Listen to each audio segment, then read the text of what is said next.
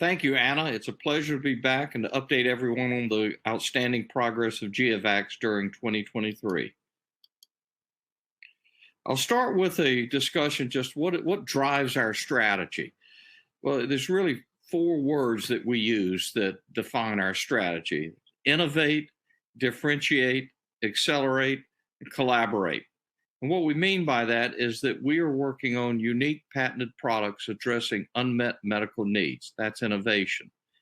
We're targeting populations that are unserved by existing products or the standard of care. That's our points of differentiation. We're pursuing expedited registration pathways. That's how we expect to accelerate the value development that's behind our company. And we're looking to establish and working towards establishing worldwide distribution and administration via business collaborations. We're very strongly focused on collaboration.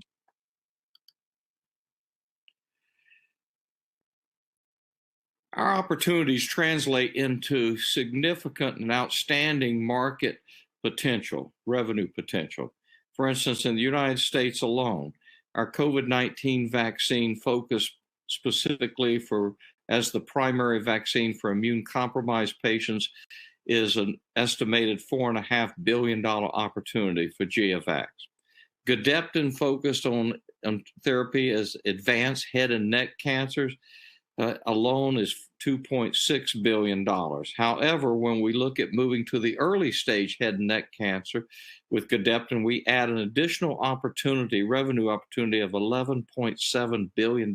This is on an annual basis, these numbers. And finally, our MVA vaccine as the vaccine, the first US-based supplier vaccine for Mpox and smallpox, is a $7.3 billion a year opportunity. So we are focused on some very high potential opportunities for our shareholders, as well as delivering outstanding products to improve the healthcare of people worldwide. We take a moment to talk about Gedeptin. This is a very exciting product. We've made significant progress this year in the continued development of it. But let me talk about how it works, its mechanism of action. The process starts with individuals with tumors, usually cancerous tumors that are in need of either being destroyed or reduced. So the first step is to inject a gene vector containing the E. coli PNP protein into tumor cells. The cells then that are injected will produce E. coli, the PNP protein. This is followed by an infusion of an established hematologic chemotherapeutic drug called fludarabine, already FDA approved. So there's a series of injections of this or infusions of this, which then results in a conversion of the fludarabine into fluoroadenine, which has unprecedented tumor-killing cytotoxic activity. And the result of this is a novel tumor-killing mechanism that facilitates the destruction of refractory solid tumors. And in fact, it has been referred to as tumor agnostic in the sense that regardless of whether or not it's a cancerous tumor or a benign tumor or the type of solid tumor cancer it might be, this is intended to reduce, if not destroy, those treated tumors. Our initial indication is focused on treating people with advanced head and neck cancers. There are 15,000 such individuals in the United States who have failed on all other therapies and standard of care, and that die annually in the United States. Worldwide, there's an estimated 400,000 such individuals. These are those individuals for whom we are initially developing the application of Gedeptin technology. It's been already granted orphan drug status by the US FDA, and in fact, the current clinical trial is being funded under the FDA Orphan Drugs Clinical Trials Program. This past summer in July at the International Conference of the American Association for Cancer Research and the American Head and Neck Society Joint Head and Neck Cancer Conference in Montreal, we presented data on the initial results that we're seeing, and it demonstrated safety and efficacy of repeat cycles of Gedeptin therapy in patients with recurrent head and neck squamous cell carcinoma with tumors accessible for injection and no curable treatment options. There was no dose-limiting toxicities or serious adverse events attributable to the treatment. No adverse events, in fact, above grade 3 severity. We were able to provide up to 5 cycles of Gedeptin treatment administered without limiting sequelae. The intratumoral expression of the PNP transgene established in treatment tumors to date, and the impaired tumor growth was evident in there. And so we concluded that the interim analysis shows that it's safe, it's feasible, and we'll continue forward with the further development of Gedeptin, initially targeting tumors in people with advanced head and neck cancer. Following that, we plan to further develop it into additional solid tumor indications using monotherapy, but we also are supporting animal data that is leading us towards the filing and preparation and filing of an IND in support of evaluating in the clinical environment the combination of Gedeptin in conjunction with immune checkpoint inhibitors. And we'll be looking for global development commercialization through collaborations and partnering. We hold worldwide rights for all indications with this technology. Let me take a moment and talk about COVID-19. It continues to be around, although we've all have reached a degree of fatigue of it. It's very important to recognize that there are certain populations for whom the pandemic has never passed. In fact, these are individuals with severe weakened immune systems. And it's critically important when addressing SARS-CoV-2 or COVID-19 that we address both the antibodies and the T cells for protection. In fact, it was published approximately a year ago in the New England Journal of Medicine that the antibody side of the immune system is critically important in the early stage of an infection. However, it's the T cells that are what are critical in reducing severe disease, hospitalization, and risk of death. And that's why the construct of the GOVX next generation COVID-19 vaccine is specifically constructed to induce not only a strong antibody response, but also a strong T cell response. And that gives us a much more robust, more durable, and broader protection from what we're seeing thus far in the clinic. Current vaccines do not provide sufficient protection for those with depleted immune systems. These are people whose bodies have lost the ability to respond adequately to antibody stimulation. But GEO-CM04S1, or CM04S1 as we refer to it internally, appears to provide more robust, more durable protection than existing authorized vaccines.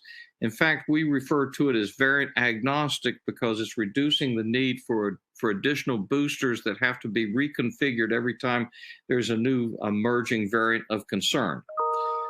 It can be used also as a booster to existing vaccines or as a standalone for immune-compromised patients. And the very strong value behind CM04S1 is it's built upon a platform, Modified Vaccinia Anchor, or MVA, which is already established in approved vaccines, has been well recognized globally by regulatory authorities for its safety, potent durability, and especially for the minimal refrigeration. In fact, it can be freeze-dried and delivered, which means it does not require the minus 80 degrees Fahrenheit that is necessary for the existing vaccines. We're targeting specifically those populations in order to be able to differentiate from the existing vaccines who are challenged with weakened immune systems. So immunocompromised patients are under active physician care, which means that the messaging, the acceptance of such a vaccine is much more cost effective because these are patients that rely upon their active medical teams. They're looking for something that will provide them protection. These are people with cancers, renal disease. They may have HIV, sickle cell anemia, and a host of other conditions that have destroyed their body's ability to respond to antibody stimulation. There are an estimated 15 million in the U.S. and 240 million worldwide in this situation, a significant unmet medical need here. We have 3 existing phase 2 clinical trials underway. One is among immunocompromised patients, stem cell transplant patients. We recently announced the opening of 3 additional sites for that. So the Fred Hutch Center, the University of Massachusetts and Wake Forest. Additional centers will be announced in coming weeks. These are patients with recognized high risk of severe disease, hospitalization, and death. Also, immunocompromised patients who suffer from chronic lymphocytic leukemia. These are patients of very high risk need. We're doing a direct comparison in both of these immunocompromised trials against mRNA vaccines. And we already have completed the enrollment of 60 plus patients in the healthy volunteer trial, where we are evaluating our vaccine as a preferred or improved booster to individuals who are otherwise healthy but who have received the mRNA vaccine, hopefully to be able to reduce the number of times they have to keep going back getting another booster because a new variant of concern has emerged. Our development plan is to continue to the clinical trials to demonstrate that we provide a broader, more robust protection. We're looking for durability of at least 6 to 12 months, which would be twice what we're seeing in the real world. We're learning through publications that were recently, papers that were recently published, that our vaccine has shown that it's protective from the original Wuhan strain all the way through the Omicron XBB 1.5 without any reconfiguration. In fact, we believe that our product will become the preferred COVID-19 vaccine for individuals with a compromised immune system. And we believe there's a pathway for an expedited regulatory registration by focusing on immunocompromised patients. And we currently are in active discussions for collaborations and relationships that will ensure global commercialization of this product. Finally, related to COVID-19, the federal government's program Project NextGen for next generation vaccines that's specifically seeking broader, more durable COVID-19 vaccines, which is specifically what we have in the clinic right now and continuing to demonstrate.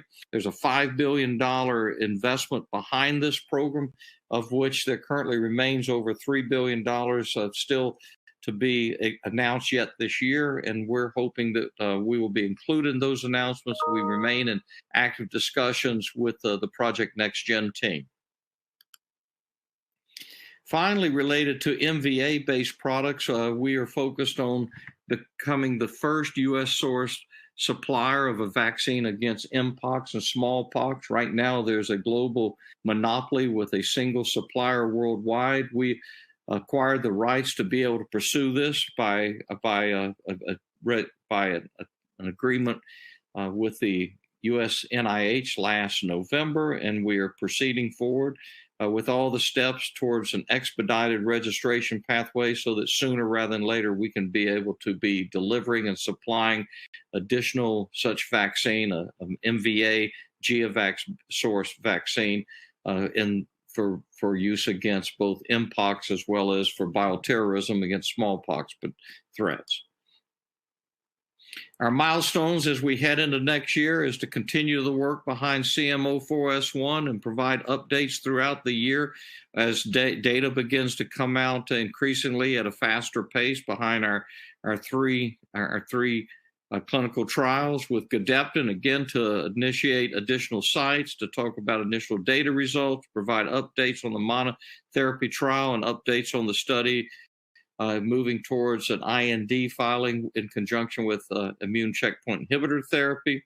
With the MVA as a standalone vaccine against mpox, smallpox, we'll be providing updates during the first half on our discussions with regulatory authorities. And also, I just want to comment that we have underway an advanced transformative manufacturing process that will enable us to supply product in real time and to eliminate the requirement dependency on stockpiling to be able to have such products out there.